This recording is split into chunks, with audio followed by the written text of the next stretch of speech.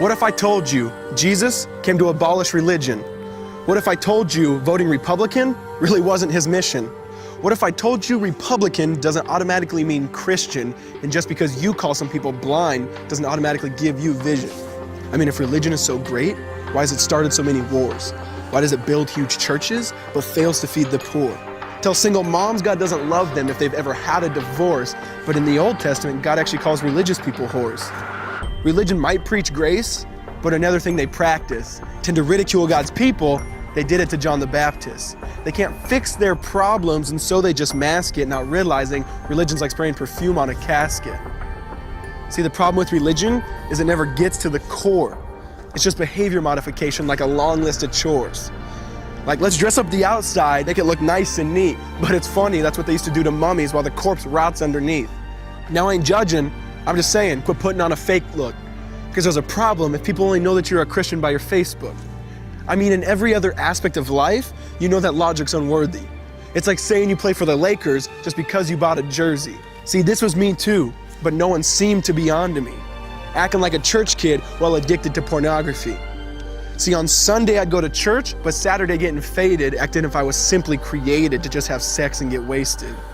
See, I spent my whole life building this facade of neatness, but now that I know Jesus, I boast in my weakness. Because if grace is water, then the church should be an ocean. It's not a museum for good people, it's a hospital for the broken. Which means I don't have to hide my failure, I don't have to hide my sin. Because it doesn't depend on me, it depends on Him.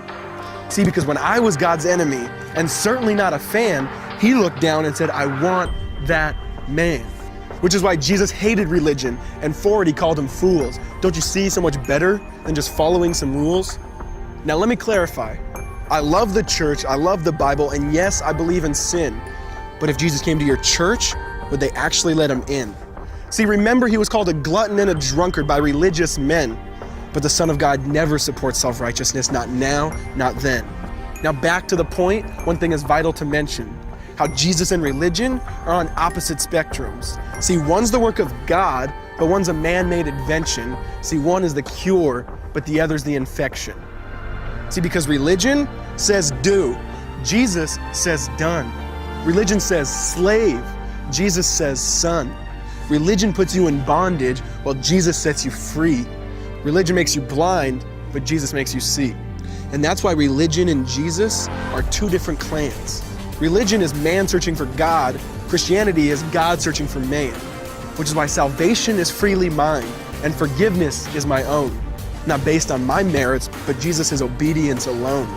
Because He took the crown of thorns and the blood dripped down His face. He took what we all deserved. I guess that's why you call it grace. And while being murdered, He yelled, Father, forgive them. They know not what they do. Because when He was dangling on that cross, He was thinking of you. And He absorbed all your sin and He buried it in the tomb, which is why I'm kneeling at the cross saying, come on, there's room. So for religion, no, I hate it. In fact, I literally resent it. Because when Jesus said, it is finished, I believe He meant it.